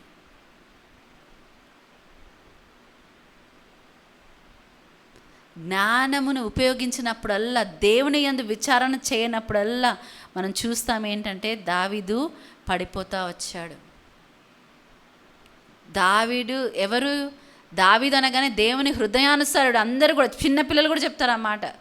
మరి దేవుడు హృదయానుసారుడు ఎలా పడిపోయాడబ్బా? దేవుని యందు విచారణ చేయక. మనకు దేవుడు చాలా సామర్థ్యత ఇస్తాడు, ఎవ్వరు కూడా చెప్పలేరు నాకేం లేదు. ఈరోజు మనం సజీవుల లెక్కలో ఉన్నామంటే అది దేవుడిచ్చిన కృప, మన దేవుడిచ్చిన మనకు చిన్న ఇది జ్ఞానం. కానీ చాలాసార్లు మనం దేవుని యందు విచారణ చేయకపోతే ఈ రెండింటిని తీసుకొని మనం ఏం చేస్తాము, లోకంలోకి పరిగెత్తుతాము. ఒకరికంటే ఒక మార్గం చాలా మంచిగా అనిపిస్తుందంట, కానీ దాని అంతం ఏంటంట, మరణము. అక్కడ పొంచి వెయిట్ చేస్తుంటే దానన్న దాని ఏది, దుష్టుడు వాడి మార్గాలు ఎదురు చూస్తుంటే, రా కరెక్ట్ ప్లేస్కే వస్తున్నావు రా అంటది అది. వాడి అంతం ఎక్కడో అక్కడే నన్ను కూడా తీసుకెళ్తాడు. ఒకవేళ మనము దేవుని యొక్క మార్గాల్లో మనము గనక విచారణ చేయకపోతే, దేవుడి కృప, ఒకవేళ మనం పడిపోతున్నా దేవుడు లేపుతున్నాడంటే అది కేవలం ఆయన కృప.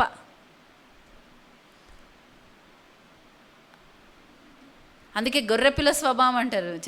చాలా సింపుల్ ఎగ్జాంపుల్, కానీ చాలాసార్లు అనుకుంటాం. కానీ గొర్రెపిల్ల బురదలో పడితే ఏం చేస్తుంది? అది చిచ్చి నేను ఇక్కడ పడ్డాను ఏంటి అని దులుపుకొని ముందుకెళ్ళిపోతుంది. మనం గొర్రెపిల్ల స్వభావంలో ఉన్నామా?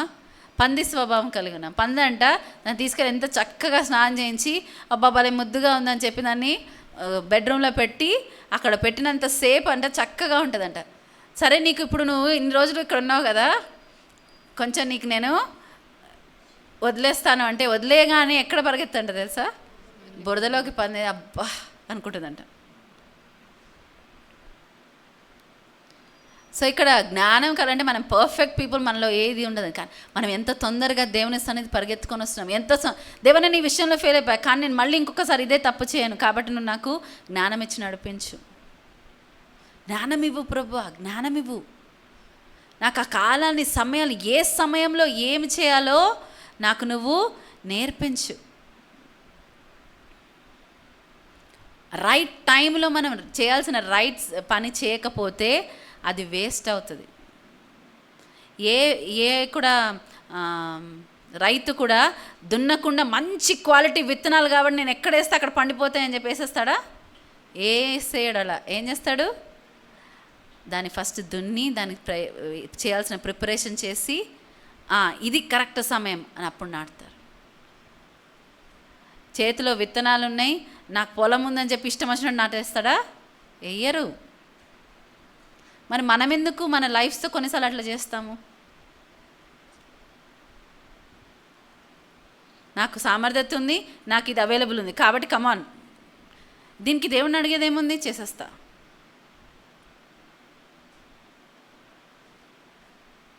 దేవుడు అంటాడు, ప్రయాసపడి భారం మోస్తున్న సమస్య జనులారా నా యొద్దకు రండి, నేను మీకు విశ్రాంతినిస్తాను. నా యొద్ద మీరు నేర్చుకోనండి అంటాడు. హల్లెలూయా. ఎక్కడ నేర్చుకోవాలి మనము? ఆయన దగ్గర నేర్చుకోవాలి. వేరే మతాలు బోధించేవారు ఏం చెప్తారంట, ఇది మరి మోక్షానికి మార్గం ఇది ఇది ఇది ఇది అని చూపిస్తారు, డైరెక్షన్ చూపిస్తారు, చెప్తారు. కానీ యేసుప్రభు అంటాడు, నేనే మార్గము, నేనే సత్యము, నేనే జీవం, నా ద్వారా తప్ప ఎవరు కూడా తండ్రి యొద్దకు చేరలేరు, నేనే. అందుకేమంటాడు, నా యొద్ద నేర్చుకోనండి. మనం ఒక సమస్య వచ్చినప్పుడు ఈ సమయంలో యేసు ప్రభు ఈ దీంట్లో ఉంటే ఎలా దీన్ని సాల్వ్ చేస్తాడని ఆలోచించి చేసిన సమయాలు ఎన్నున్నాయి? ఒక మూవ్మెంట్ వచ్చిందంట, ఎర్లీ ప్రాబబ్లీ 20th century ఏమో, నాకు కరెక్ట్ టైం గుర్తులేదు, కానీ ఒక బ్యాండ్ వేసుకునేవాళ్ళంట WWJD అని, వాట్ వుడ్ జీసస్ డూ. యేసు ప్రభు ఉంటే నా ప్లేస్లో ఏం చేసేవాడు? నేను తీర్చలేని సమస్యలు లేకపోతే నాకు అర్థం కానివి ఇవి ఉంటే ఈ మాట నేను ఆలోచిస్తాను, WWJD, what would Jesus do. యేసు ప్రభు నా యొక్క షూస్లో ఉంటే, మనం అంటాం కదా, మీకు నాకు అర్థం కాదు, you are not in my shoes, నేనేం అనుభవిస్తున్నా మీకు అర్థం కాదు. యేసు ప్రభు అంట మనం అన్నిటినీ ఆయన ఎరిగినవాడంట, మనకున్న బలహీనతలను ఎరిగాడు, మనకున్న సమస్యలను ఎరిగాడు, అన్నీ కూడా దాంతో సహానుభవం అంటే ఏంటంటే ఆ యొక్క ఎక్స్పీరియన్స్ కలిగిన వాడని ఉంటుంది బైబిల్లో. సో ఎవరు కూడా చెప్పలేరు, God you don't know what I'm going through, దేవా నీకు తెలియదు నేను ఏం అనుభవిస్తున్నాను, నీకు అర్థం కాదు. లేదు, మనిషిగా ఆయన వచ్చి తను తాను తగ్గించుకొని ఆయన ప్రతిదీ కూడా మనిషిగా ఏం ప్రాబ్లమ్స్ ఉంటాయో అన్నీ అనుభవించి ఆయన పాపం లేనివాడిగా పరిశుద్ధమైన బలిగా మన కోసం అర్పించబడ్డాడు. ఏంటంటే ఆయన అలా చేసింది ఎందుకంటే మనకు ఒక మాదిరిగా ఆయన చేశాడంట. హల్లెలూయా. మనకు ముందుగా ఒక మాదిరి పెట్టి ఆయన వెళ్ళాడంట. సరే, ఇన్ని రోజులు మీరు అన్నారు మాకేం తెలియదు, ఎలా ఉండాలో తెలియదు, కుడి ఎడమ ఎరగని ప్రజలుగా ఉన్నారు, అయ్యో పాపం దేవుడు జాలి చూపిస్తున్న అర్థం కాకుండా. కానీ దేవుడే ఇమ్మానుయేలుగా వచ్చి ఏం చేస్తాడంట, ఎలా జీవించాలో చూపించి వెళ్ళాడంట. అందుకే పౌలు అంటాడు, మనుష్యుడా నీకు ఏ ఎక్స్క్యూజ్ ఇంకా లేదు.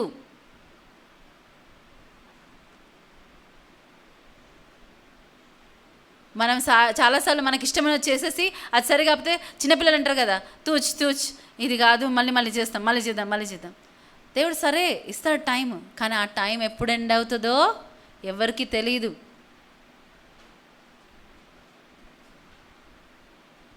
మనము ఆ టైం ఎప్పుడు ఎండ్ అవుతుందో మనం ఎవరికీ తెలియదు. ఈ భయంకరమైన దినాల్లో మనకు చాలా అవసరము. మన ముందున్న మన పితరులు ఏం చేశారంటే వాళ్ళు దేవుని యందు విచారణ చేసి దేవుడు చెప్పినట్టు చేసిన ప్రతి ఒక్కరు కూడా సక్సెస్ఫుల్ అయ్యారు.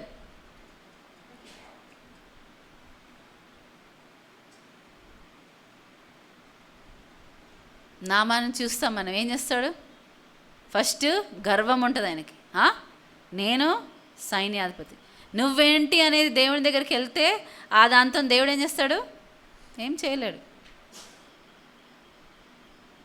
ఎప్పుడైతే నామాన్ని తను తగ్గించుకోవడానికి, ఎందుకు ఎలీషా ఆయన ఎల్లక ముందే ఒక రాజు అంటాడు కదా, నేను నా పడక గదిలో చేసేవి కూడా ఆయనకి ఎట్లా తెలుస్తుంది? ఎవరో ఇక్కడి నుంచి వెళ్ళి మరి అక్కడ ఇజ్రాయేలీలోకి ఎవరో చెప్తున్నారంటే, అలా కాదయ్యా, ఇజ్రాయేల్లో ఒక గొప్ప ప్రవక్త ఉన్నాడు, ఆయన ఏంటి, ఆయనకి దేవుడు అన్నీ బయలుపరుస్తాడు.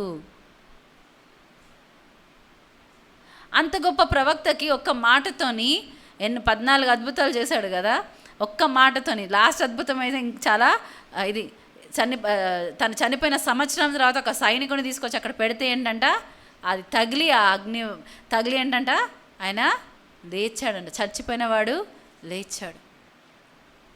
అటువంటి ఎలీషా సరే గిఫ్ట్స్ తీసుకొచ్చాడు కదా, నేను కొంచెం ఈజీగా చేసేస్తాను. ఈ లోకపరంగా అయితే ఏం చేస్తారు? అలాగే చేస్తారు, తప్పేం లేదు. అందుకే తన శిష్యుడు పొరపడ్డాడు, మా యజమాని ఎంత తెలివి తక్కువరా బాబు, ఇంత ధనాన్ని ఎందుకు ఇచ్చేస్తున్నాడు,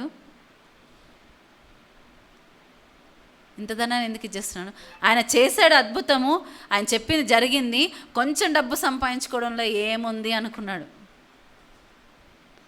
తను ఆ యొక్క గొప్ప పరిచర్య నుంచి తొలగించబడ్డాడు. ఏమో ఎలీషా తర్వాత గొప్ప ప్రవక్త అయ్యేవాడేమో, ఎందుకంటే అలాగే కదా ఎలీషా కూడా ఎన్నో సంవత్సరాలు ఏలియా దగ్గర ఆయన చేతికి నీళ్ళు పోస్తూ మరి ఆయనకు పరిచర్య చేస్తూ ఆయన్ని ఎంతో జాగ్రత్తగా చూసుకుంటున్నాడు. లాస్ట్కి ఏమైంది? ఆయన కావాల్సిందని పొందుకున్నాడు. ఎందుకంటే చాలా ఫోకస్డ్గా ఉన్నాడు. మీరు చూడండి, ఎలీషా ఒక్కసారి కూడా చాలామంది ప్రవక్తల కుమారులు సన్స్ ఆఫ్ ప్రాఫిట్స్ వచ్చేయమంటారు, అయ్యో నీ యజమాని వాళ్ళు కొనిపోబడుతున్నాడు కదా, నీ సంగతి ఏంటి, మరి హేళన చేస్తున్నారేమో, ఇంత నిష్టగా మరి ఏమీ నీకోసం ఆశించకుండా ఇన్ని సంవత్సరాలు పనిచేసావు కదా, ఆయన రోజులు నీకు పెట్టకుండా వెళ్ళిపోతున్నాడు నీకు అంటే, నీకోసం ఏమీ సమకూర్చకుండా నీకేమైనా ఆశీర్వాదాలు ఇచ్చాడా, లేకపోతే ఏమైనా ఇచ్చాడా, ఏమి ఇవ్వకుండా వెళ్ళిపోతున్నాడు ఆయన. నువ్వు ఏం చేస్తున్నావు? నవ్వారేమో. మాకైతే బ్యాకప్ ఉంది, ఆ సన్స్ ఆఫ్ ప్రాఫిట్స్ అనుకుంటారు, మాకైతే బ్యాకప్ ఉంది, మాకు ఇది కాకపోతే ఇది వర్కౌట్ అయిపోతే ఇంకొక ప్లాన్ ఉంది. నువ్వేంటయ్యా, నువ్వేం చేస్తున్నావు, ఎన్ని సంవత్సరాలు వేస్ట్ చేసుకున్నావు. నేను రక్షణ పొందినప్పుడు నా దగ్గరకు వచ్చి మా చుట్టాలు ఎప్పుడు కూడా ప్రేమ చూపించిన వాళ్ళు ఎంతో ప్రేమ కలిగి వచ్చి ఏమన్నారు, నువ్వు ఏం చేస్తున్నావు, నీకు అర్థమవుతుందా, నీకు ఎన్ని ఉన్నాయి చూడు, ఇవన్నీ నువ్వు కోల్పోతావు, ఇవన్నీ నువ్వు చేస్తే, అదొక్కటి వదిలేసే చాలు, ఒక్కటి వదిలేసే. నువ్వు ఏదైతే అనుకుంటున్నావు కదా అదేం నీకు చేయదు. అదే ఫస్ట్ టైము నా లైఫ్లో ఎప్పుడు నేను ఫెయిల్ అవ్వంది. మా ఇంటర్మీడియట్లో బాటనీ ఎగ్జామ్ చాలా టఫ్ వచ్చింది, పేపర్ అయ్యారు, ఫెయిల్ అయ్యాను. అదొకటి పట్టుకున్నారు, నువ్వు ఇప్పటి వరకు నువ్వు ఈ మతంలో లేనంత వరకు నువ్వు చూడు నీకు ఎంత సక్సెస్ వచ్చిందో, నువ్వు ఇది చేసావు, నువ్వు ఫెయిల్ అయిపోయావు. ఒక్కసారి నా గుండె ఇదైపోయింది, ఎందుకంటే నాకు చదవడం ఇష్టం అనమాట. ఒక్క నిమిషం, కానీ లేదు, కాదు, అది నిజము కాదు. నా దేవుడితో నాకున్న సంబంధము వీటన్నిటికన్నా నిజమైనది.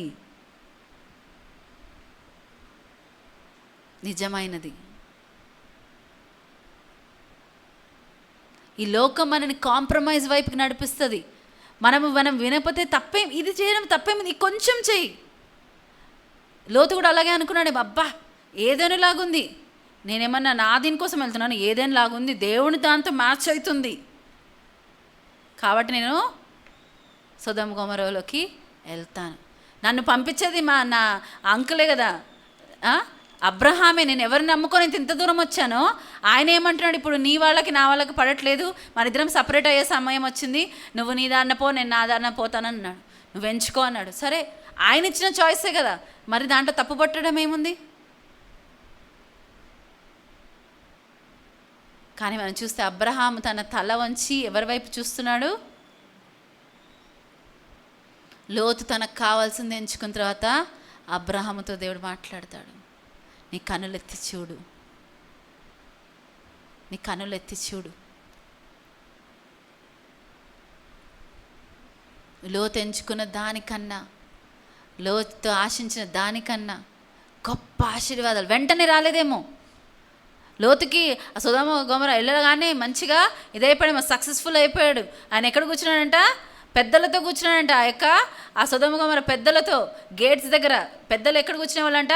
ఆ గవని అక్కడ కూర్చొని వెయిట్ చేసేవాళ్ళు. విచారణ, అది చాలా ఆనరబుల్ ప్లేస్ అన్నమాట. సడన్గా ఏమైంది? తీర్పు వచ్చింది. లోతు ఏం చేయగలిగాడు? నెత్తి నోరు కొట్టుకున్నా ఏమైంది? ఆయన కుటుంబం వాళ్ళు విన్నారా? వినలేదు. లాస్ట్కి ఏం చేయాలి వచ్చిందంట? దూతలు అబ్రహామును బట్టి లోతుని జ్ఞాపకం చేసుకున్నాడు దేవుడు అని ఉంటుంది. హల్లెలూయా. లోతుని ఈడ్చుకొని రావాల్సి వచ్చింది, లోతు కుటుంబాన్ని. అక్కడ కూడా చూస్తే లోతు తప్ప ఎవ్వరు కూడా మిగలేదు.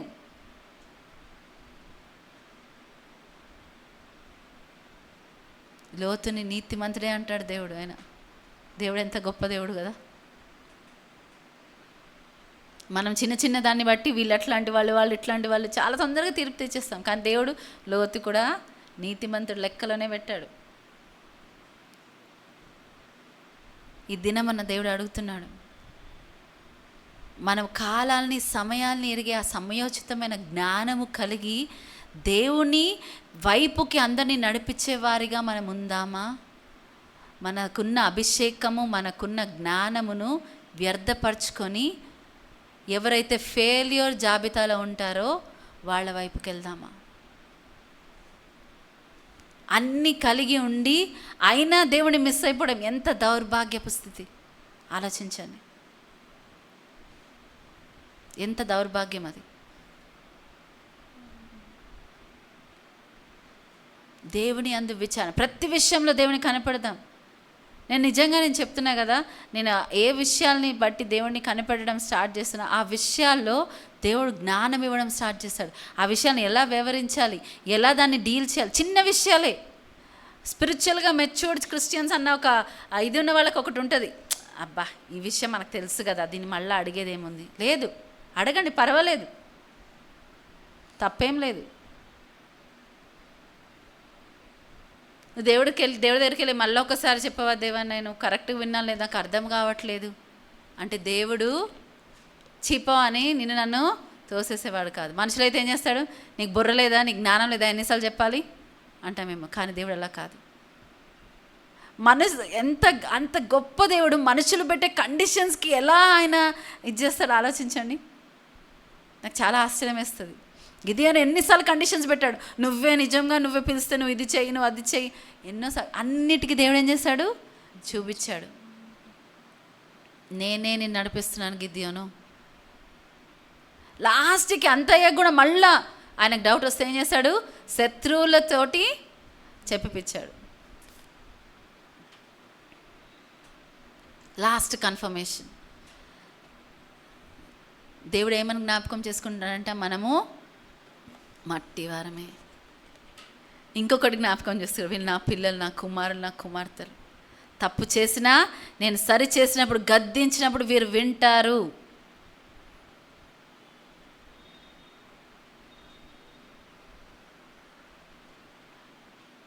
యాకోబుతో అంటాడు, నువ్వు పురుగు వంటి యాకోబు, కానీ నేను నిన్ను ఏర్పరచుకున్నాను. హల్లెలూయా.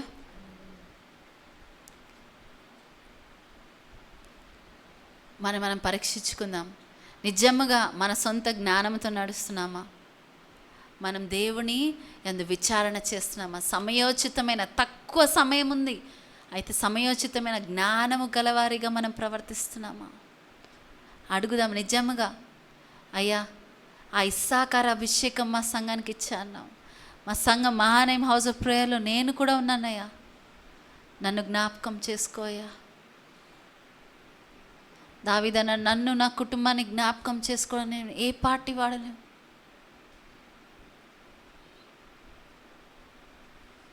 ఏ పాటి వాడను, ఏ పాటి దానను?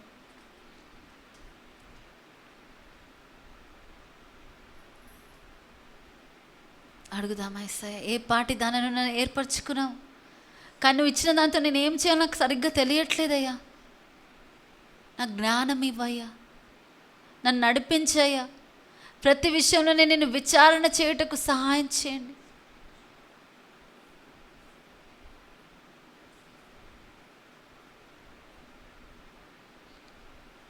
ఏ విషయాన్ని, ప్రతి విషయం ముందు ప్రార్థన చేయమని దేవుడి వాక్యం సెలవిస్తుంది. అడుగుతున్నామా?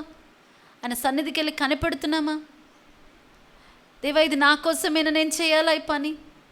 ఇది నిజంగా నువ్వే నడిపిస్తున్నావా? నాకు సామర్థ్యత ఉంది, నాకు కావాల్సిన వనరులు ఉన్నాయి, కానీ ప్రభువా నేను దీన్ని వాడాలా?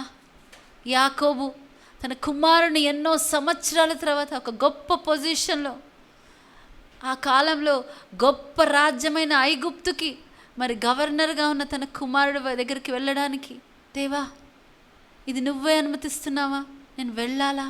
విచారణ చేశాడు.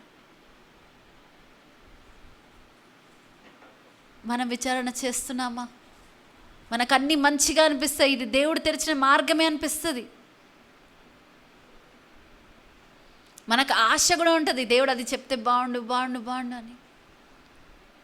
అయినా ఒక్కసారి నేను దేవుని ఎందు విచారణ చేస్తా. బిలాములాగా విచారణ చేయొద్దు. మన హృదయంలో ఆల్రెడీ ఒకటి పెట్టుకొని దేవుని సన్నిధికి వెళ్ళి విచారణ చేస్తే మనకున్న ఆ యొక్క విగ్రహాలను బట్టి దేవుడు జవాబిస్తాడంట. మనం దేవుని సన్నిధికి వెళ్ళినప్పుడు ప్లెయిన్ హార్టెడ్గా, ఉన్నది ఉన్నట్లుగా, దేవా నాతో మాట్లాడు, నాకు చూపించయ్యా, నాకు తెలియదయ్యా, నాకు నడిపించిన ఆయన. మీరు ఆ డిఫరెన్స్ చూస్తారు సంగం. మన మాట నమ్మండి. మనం ఆయన సన్నిధిలో విచారణ చేసి మనం నిజంగా దేవుని సన్నిధిని కోరుకుంటున్న వారమైతే దేవుడు మనకు వ్యతిరేకంగా ఉన్న ప్రతి దాన్ని ఆయన తీసేస్తాడు, ఆయన చేస్తాడు, ఆయన మార్గాలు తెరుస్తాడు. అన్ఎక్స్పెక్టెడ్ విధాలుగా దేవుడు మనకు కార్యాలు చేస్తాడు. ప్రతిరోజు ఒక అద్భుతముగా మారుతుంది. ఇజ్రాయెల్లో ప్రతిరోజు ఒక అద్భుతం చూశారు కదా. 40 సంవత్సరాల అద్భుతాన్ని చూసి వారు అద్భుతాన్ని యొక్క వాల్యూని మర్చిపోయారు. మనం ఆ విధంగా ఉన్నాం, మేము ఒకసారి గమనించుకుందాం.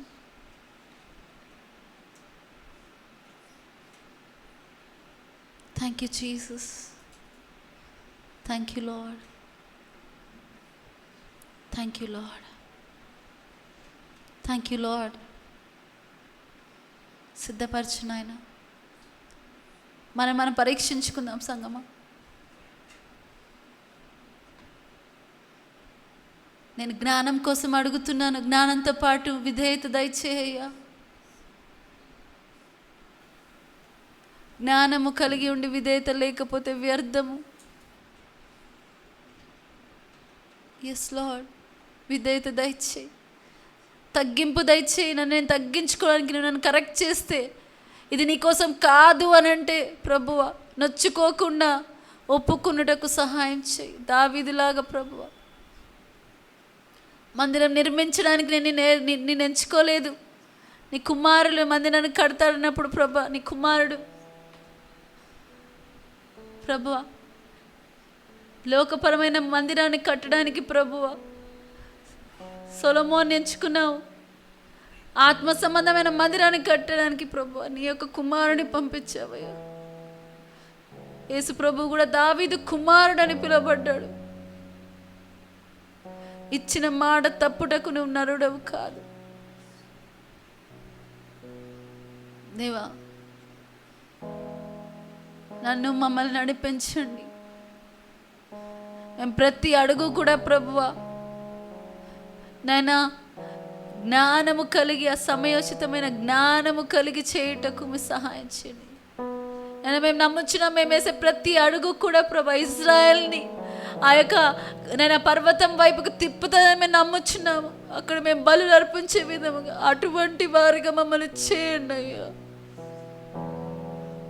అందుకే నీ మమ్మల్ని పిలిచి ఉన్నావు అయ్యా నాయన.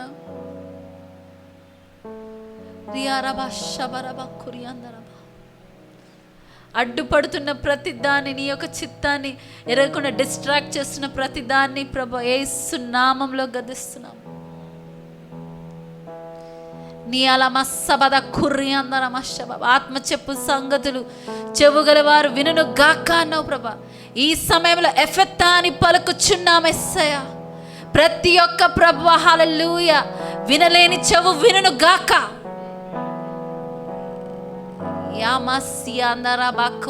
నీ సంగతులు గ్రహించలేని మనసు గ్రహించును గాక.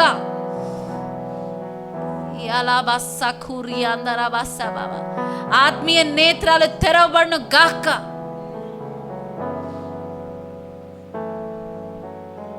ఇది మేము నమ్మలేమనుకుంటున్న ప్రతి హృదయంలో విశ్వాసము ఎదుగుగాక ప్రభువా.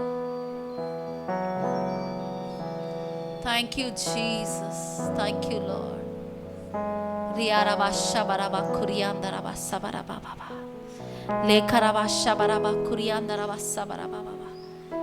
ఓ రియారబా గ్లోరీ గ్లోరీ గ్లోరీ. సంగమా, దేవుని యొక్క సన్నిధి మన మధ్యలో ఉంది. దేవుడు మనం అడిగింది ఇవ్వడానికి సిద్ధముగా ఉన్నాడు. నీవు నేను పొందుకోవడానికి సిద్ధమా అని దేవుడు అడుగుతున్నాడు. Are you ready? Do you want it? ఒకవేళ మనం నిజంగా సిద్ధంగా ఉంటే మన కుడి చేయిని ఎత్తి మనం చెప్దాం, అయ్యా నేను సిద్ధమేనైనా, అయ్యా నా జ్ఞానం కావాలి, ఆ సమయోచితమైన జ్ఞానం. నేను అవుతాను వ్యక్తిగతంగా సంఘముగా ప్రభువా, మేమునైనా మనుషులను నీ యొక్క పర్వతం వైపుకి నడిపించాలయ్యా. అక్కడ బలులు అర్పించబడాలయ్యా. Yes lord. ఓ జీసస్, కుడికి కానీ ఎడమకు కానీ తిరగకుండా తిన్నలైన మార్గంలో నడిచే కృపను మీరు దయచేయండి. యెహోషువతో మాట్లాడే మాటలు ఈరోజు మాతో మాట్లాడుతున్నారు. కుడికి కానీ ఎడమకు కానీ తిరగక తిన్నలైన మార్గంలో నడవమంటున్నారు ప్రభువా. జీసస్, హల్లెలూయా. ఎస్ లార్డ్, సహాయం చేయండి. ఎస్ లార్డ్, సహాయం చేయండి. Yes lord, thank you. దాన్ని మేము నాయన యేసు నామంలో ప్రభా, ఎవరికైనా జ్ఞానం కొదువంటే అడిగి నన్ను పొందుకున్నానని నమ్మితే వరకు మీరు దయచేస్తానని, ఇదిగో మనం నమ్ముదాం సంగమా యేసు నామంలో ప్రభా. ఆ సమయోచితమైన జ్ఞానము ఈ దినమున మీరు మా పైన రిలీజ్ చేశారు. మేము నమ్ముచున్నాము యేసు నామంలో, మేము పొందుకొని ఉన్నాము యేసు నామంలో ప్రభా. సంఘముగా, వ్యక్తిగతంగా, కుటుంబాలుగా మేము అట్టి విధంగా నడుచుకుందాము గాక. ఈ సమయం నుంచి ప్రభువా నీ రాకడ వరకు మేము ఈ కృపలో నిలిచి ఉందాము గాక. థ్యాంక్ యూ జీసస్, హల్లెలూయా. Glory lord, glory glory glory glory. అందరం మన చేతులైతే ఆయన కృతజ్ఞతాస్తులు చెల్లిద్దామా. Thank you Jesus, thank you lord, thank you Jesus. వందనం 3 కూడా పల్లవి పాడి, జస్ట్ ఒక పల్లవి మాత్రమే పాడదాం. వందనం 3 కూడా. ఎస్ లార్డ్, హల్లెలూయా. వందనం 3 కూడా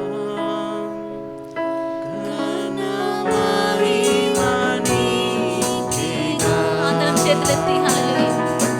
వందనం 3 కూడా ఘన మహిమ నీకేగా. ఏ పాటి వాడను యేసయ్యా నన్ను కోరుకొన్నావు.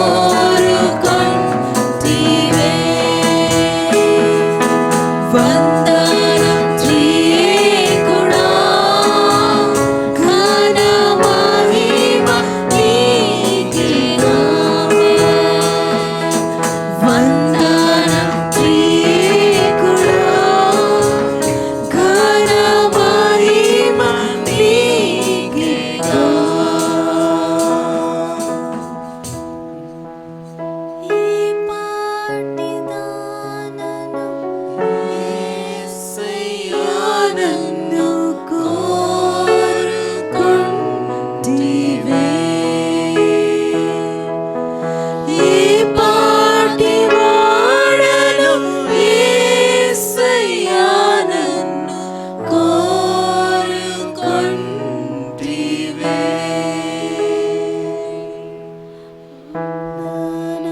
త్రియేకుడా ఘన మహిమ నీకేగా.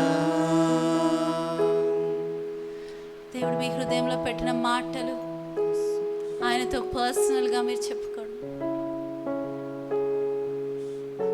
Let us have one word with the Lord. ఆయన సన్నిధిలో మన తండ్రి ఎదుట, మన ప్రభు ఎదుట మనం ఏదైతే ఒప్పుకోవాలో మన హృదయం ప్రేరేపిస్తుందో ఒప్పుకుందామా దాన్ని. ఒక్క నిమిషం సమయం తీసుకొని బలలో పాలు పుచ్చుకోకముందు మనం సమర్పించుకుందామా. ఒక్క మాట దేవుడు ఏదైతే మాట్లాడుతున్నాడో దాన్ని మనం ఒప్పుకుందామా.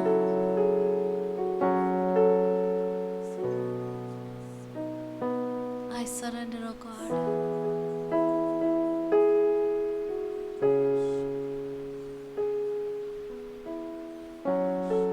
Not my will but yours be done.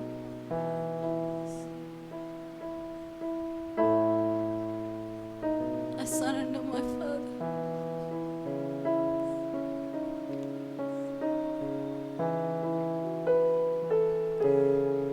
Not my will but yours be done. Thank you, Jesus.